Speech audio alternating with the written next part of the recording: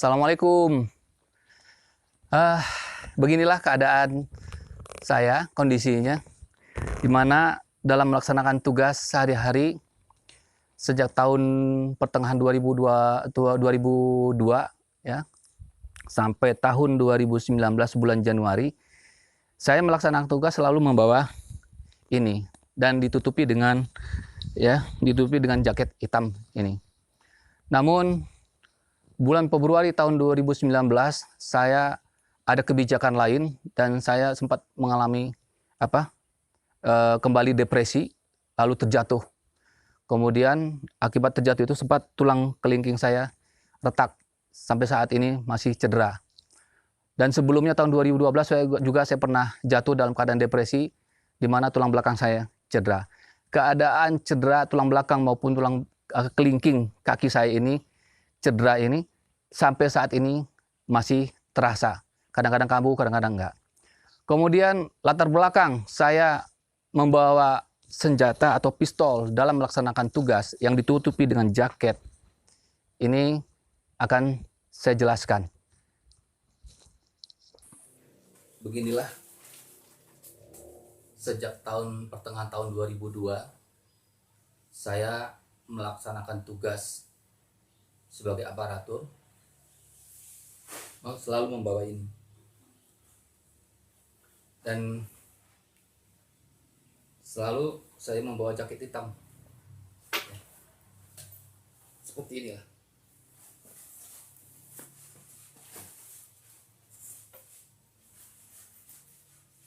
Dan saya resletingnya di tengah seperti ini. Kalau saya tutup sampai seperti ini, itu suka ditanyakan, kok apakah kepanasan? Nah, makanya saya selalu begini supaya banyak yang nanya. Kemudian latar belakang saya menggunakan ini, yaitu tahun 2002 pertengahan, tepatnya bulan Mei, saya pernah diserang oleh seorang preman terminal Kecamatan Geger Bitung yang bernama Ucok. Saya diserang dan diancam. Lalu istri dan mertua serta kakak ipar beserta suaminya itu dengan sengaja membiarkan dan tidak membela saya waktu itu. Dan kejadiannya itu justru di halaman atau di rumah mertua waktu itu.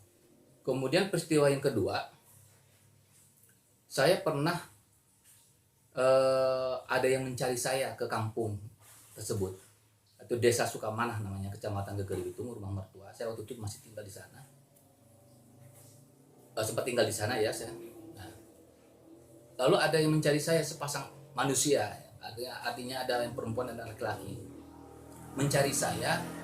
Katanya dia mau minjem motor saya, dan dia mengaku teman sekantor dengan saya ke masyarakat Desa Sukamanah. Dan dia menanyakan di mana rumahnya Pak Zaizal, katanya. Saya mau pinjam motornya sebab motor saya dirampok. Dan saya mau mengejar.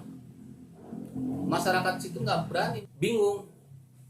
Katanya teman sekantor, tapi kok nggak tahu, padahal Pak Zaizal udah pindah 1 bulan yang lalu. Tapi kok teman sekantor nggak tahu, jadi curiga mereka ini. Nah, kemudian akhirnya mereka ini yang berdua ini mau minjam atau nyewa ojek. Ya tentu tukang ojek itu nggak berani. Akhirnya mereka pergi jalan kaki. Lalu beberapa sekitar lebih kurang 1 jam kemudian ada masyarakat sana yang melihat ada sepeda motor tidurin, maksudnya bukan di posisi berdiri, digeletak, dibiarkan gitu. Lalu di pinggir jalan, dan yang membawa motor itu pergi, meninggalkan motor itu di pinggir jalan. Kemudian dia keheranan kenapa kok motor dibiarkan gitu. Lalu dia berjalan terus dan ketemu dengan sepasang manusia tadi ini, perempuan dan laki-laki ini. Nah, dia cerita begitu nyampe di kampung itu, dia cerita itu aneh, ada orang motor dikeletakin di pinggir jalan terus dia kabur. Nggak lama kemudian saya ketemu dengan ada perempuan sama laki-laki sepasang gitu. Oh itu dari sini katanya, kata masyarakat yang lain. Dia nanya, nyari Pak Zeza mau minjem motornya. Ini kan nggak jelas ini jadinya. Nah, kejadian seperti itu, maka banyak pembulian terhadap saya, dan ini menyebabkan saya akhirnya sambil nekat lah. Saya mencoba waktu itu pertama saya ngadu dulu ke Polsek Kecamatan Gerbitung, kemudian tentu mereka menanyakan biaya operasionalnya bagaimana, ya saya juga bingung kan. Sebab gini, saya melaksanakan tugas itu pada saat itu memang kita setiap hari Rabu saya membawa duit antara 7 sampai 8 juta untuk dibagikan ke petani. Nah, terus mau bayar berapa biaya operasional polisi kalau saya minta dikawal, kan nggak mungkin. Ya akhirnya saya minta bantuan ke teman saya di Secapa, Kota Sukabumi, namanya nggak usah saya sebutin dulu lah, kita lihat nanti prosesnya bagaimana. Saya menceritakan kisah saya, akhirnya dia membantu. Nah, lalu dia beri ini. Jadi ini saya beli sama dia. Kemudian peluru ada 5, tapi saya selalu menggunakan peluru cuma hanya 2, gitu. Hanya 2 peluru yang saya bawa.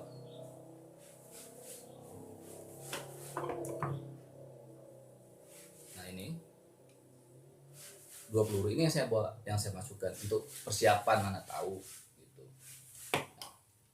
Jadi saya membawa ini ke lapangan dalam melaksanakan tugas, dan ini saya bawa selalu pada saya melaksanakan tugas sampai dari pertengahan tahun 2002 sampai Januari 2019. Ya, saya selalu bawa ini persiapan karena banyak sekali ancaman-ancaman untuk saya. Jadi saya ini bukan intel menyamar aparatus sipil, tetapi saya adalah benar-benar aparatus sipil yang dalam melaksanakan tugas itu sering mendapat ancaman. Lagi kemudian ancaman teror, ya, mana rumah saya dulu 2 kali kejadian didatangi oleh tamu yang nggak saya kenal, berbadan besar. Yang pertama tahun 2011 bulan 11 tepatnya, kemudian yang kedua Maret 2012. Nah yang kedua itu 3 orang berbadan besar, datangnya itu jam 10 malam. Mana ada bertamu jam 10 malam dengan alasan dia tertarik dengan rumah saya, dan dia minta izin untuk melihat-lihat rumah saya waktu itu malam-malam.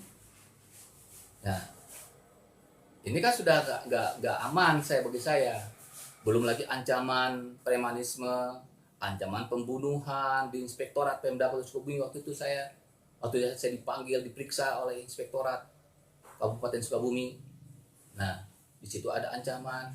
Kemudian di kantor tempat sehari-hari saya kerja itu ada sindiran lah sebenarnya, dan isinya sebenarnya secara tidak langsung ancaman premanisme.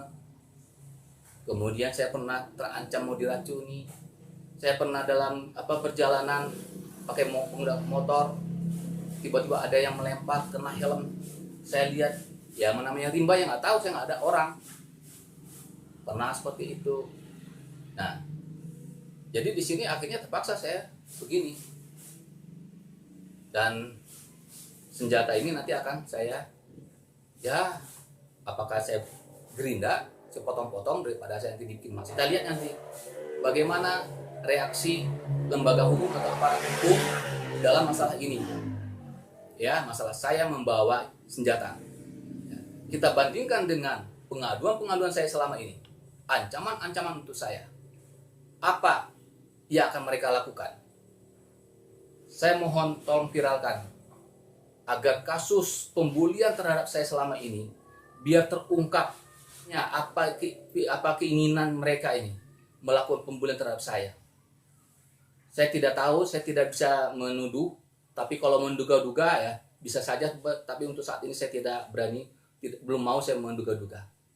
Mudah-mudahan kalau jika Anda memviralkan video-video saya, mudah-mudahan didengar oleh Presiden Jokowi. Karena kasus pembelian terhadap saya ini, sejak zamannya Pak SBY, Presiden SBY, itu udah pernah saya lakukan pengaduan. Pak Jokowi, Presiden RI juga sudah pernah saya melakukan pengaduan. Cuma periode yang kedua ini yang belum pernah. Periode pertama 2 kali saya pajak Pak Jokowi. Dan ini tidak ada reaksi apa-apa. Pengaduan saya selama ini ke Presiden mungkin tidak disampaikan ke Presiden. Makanya tidak ada apa-apanya. Makanya saya mengharapkan kepada rakyat, masyarakat Republik Indonesia ini, tolong viralkan agar kasus saya ini nyampe ke Bapak Presiden Jokowi, dengan harapan ada perintah beliau untuk diproses hukum yang seadil-adilnya. Terima kasih atas dukungannya, terima kasih atas perhatian saudaraku sebangsa tanah air Indonesia. Dan saya akhiri, assalamualaikum warahmatullahi wabarakatuh.